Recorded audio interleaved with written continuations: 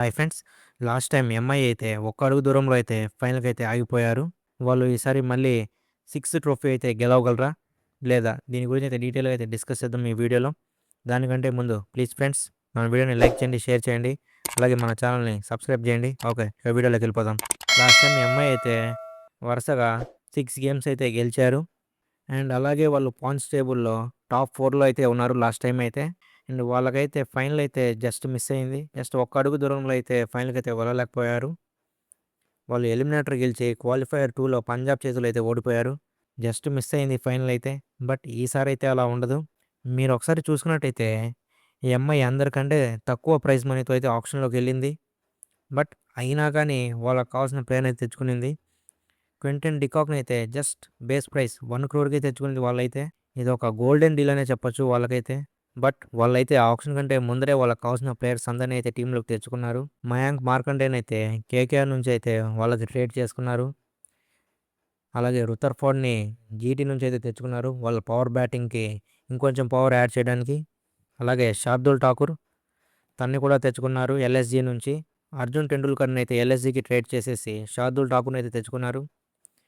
ఎందుకంటే శార్దుల్ ఠాకూర్ ఆల్రెడీ ఇప్పుడు ముంబై క్రికెట్ అసోసియేషన్‌లో డొమెస్టిక్ మ్యాచ్‌లు అయితే ఆడుతూ ఉంటారు. సో, అందుకే దాన్ని గమనించే శార్దుల్ ఠాకూర్‌ని అయితే స్క్వాడ్‌లోకి అయితే తీసుకున్నారు ముంబై ఇండియన్స్. అండ్ ఈ స్క్వాడ్‌లో చెప్పాలంటే ఏది తక్కువ లేదు. అన్నీ కావాల్సిన దానికంటే ఎక్కువే ఉన్నాయి ఈ స్క్వాడ్‌లో అయితే. అది బౌలింగ్ కానివ్వండి, బ్యాటింగ్ కానివ్వండి. మీరు ఒక్కసారి ఈ స్క్వాడ్ చూసినట్టయితే ఆన్ టాప్ అయితే ఉంటుంది ఈ స్క్వాడ్ అయితే. ఎలాంటి లూప్ హోల్స్ ఉండవు. ఎలాంటి ఇన్‌ఎక్స్‌పీరియన్స్ కానీ ఇలాంటివి ఏం కనిపించవు. కంప్లీట్‌గా ఒక టాప్ క్లాస్ టీమ్‌లానే కనిపిస్తూ ఉంటుంది. వాళ్ళ బ్యాటింగ్ పవర్‌ని ఇంకొంచెం పెంచడానికి రుతర్ఫోర్డ్‌ని కూడా తెచ్చుకున్నారు గుజరాత్ టైటన్స్ దగ్గర నుంచి. తన్ని కూడా క్యాష్ డీల్‌తో అయితే ట్రేడ్ చేసుకున్నారు. ఇంకొంచెం ఫైర్‌ని పెంచడానికి ఆ బ్యాటింగ్‌లో. ముంబై ఇండియన్స్ బౌలింగ్ లైనప్ అందరికంటే స్ట్రాంగెస్ట్ బౌలింగ్ లైనప్ అని చెప్పొచ్చు ఈ ఐపీఎల్‌లో అయితే. దానికి తోడుగా శార్దుల్ ఠాకూర్‌ని కూడా యాడ్ చేసుకున్నారు. ఇక్కడ చూసుకున్నట్టయితే Bumrah, Trent Boult, Shardul Thakur, Deepak Chahar, Santner ఒక్కొక్కరు టాప్ క్లాస్ ప్లేయర్స్ అందరిని అయితే ఈ స్క్వాడ్‌లోనే ఉన్నారు. ఈ స్క్వాడ్‌ని ఎవరు ఆపగలరు ఈసారి సిక్స్త్ ట్రోఫీ అయితే గెలవకుండా? మీరు ఒకసారి బ్యాటింగ్ చూసుకున్నట్టయితే అందరూ ఇంకా పవర్ హిట్టర్లే. రోహిత్ శర్మ కానివ్వండి, Suryakumar Yadav, Will Jacks, Quinton de Kock, Tilak Varma, Hardik Pandya, Rutherford, Naman Dhir వీళ్ళెవరు కూడా స్లోగా ఆడేవాళ్ళైతే కాదు. అందరూ ఆ సిక్సరు, ఫోర్‌లతోనే డీల్ చేసేవాళ్ళు. ఇదొక మాన్స్టర్ టీమ్ అనే చెప్పొచ్చు ఈసారైతే. ఈసారి ఈ టీమ్‌ని ఆపాలంటే అన్ని ఐపీఎల్ టీమ్స్ చాలా పెద్దగానే ప్లాన్ చేయాలి. లేకపోతే ఈ టీం వన్ సైడ్‌గానే గెలిచేస్తుంది అన్ని మ్యాచెస్. ఎందుకంటే స్క్వాడ్ చూస్తే అలా ఉంది ఈసారి. ఈ టీమ్‌ని ఈసారి టచ్ చేసేటట్టు కూడా ఎవరు కనిపించట్లేదు. అలా ఉంది.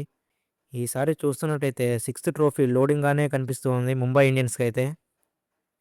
మీరేమనుకుంటున్నారు? ఈసారి ముంబై ఇండియన్స్ సిక్స్త్ ట్రోఫీ గెలవగలదా లేదా?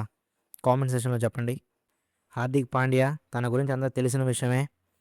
ఈసారి ఎందుకో హార్దిక్ పాండ్యా ఆ ట్రోఫీ గెలిపిస్తాడు తన కెప్టెన్సీలో ముంబైకి అని అనుకుంటున్నాను. ఇది చూస్తున్నట్టయితే ఇది జరిగేటట్టే కనిపిస్తుంది. లాస్ట్ టైమ్ అయితే ఆర్‌సీబీ అయితే పట్టుకెళ్ళిపోయింది ట్రోఫీ. బట్ ఈసారైతే హెవీ కాంపిటీషన్ అయితే ఉండబోతుంది. లాస్ట్ టైమ్ రికెల్టన్ అయితే కొంచెం స్ట్రగుల్ అవుతూ కనిపించాడు ఆ ఓపెనింగ్‌లో అయితే. దాన్ని కవర్ చేయడానికి వాళ్ళు క్వింటన్ డికాక్‌ని కూడా తెచ్చుకున్నారు. సో, ఇక ఈ టీమ్‌ని ఆపడం ఎవరి వల్ల కాదు. అండ్ నాకైతే అనిపిస్తుంది ఈసారి హార్దిక్ పాండ్యా అయితే ట్రోఫీ గెలిపించేటట్టే ఉన్నాడు ఈ స్క్వాడ్‌తో అయితే. సో, చూద్దాం ఏం జరుగుతుందో. ఎందుకంటే ఈ స్క్వాడ్ అలా ఉంది. ఎలాంటి లూప్ హోల్స్ లేవు. సో, ఒక ప్రాపర్ టీమ్ ఒక ట్రోఫీకి ఎలాంటి టీమ్ కావాలో అలాంటి టీమ్ అయితే ఈసారి ఎంఐ దగ్గరుంది. సో, చూద్దాం ఈసారి సిక్స్త్ ట్రోఫీ గెలుస్తారా? గెలవరా? దీని గురించి మీరేమనుకున్నారు? కామెంట్ సెక్షన్‌లో చెప్పండి. Thank you for watching. Please like, share and subscribe to my channel.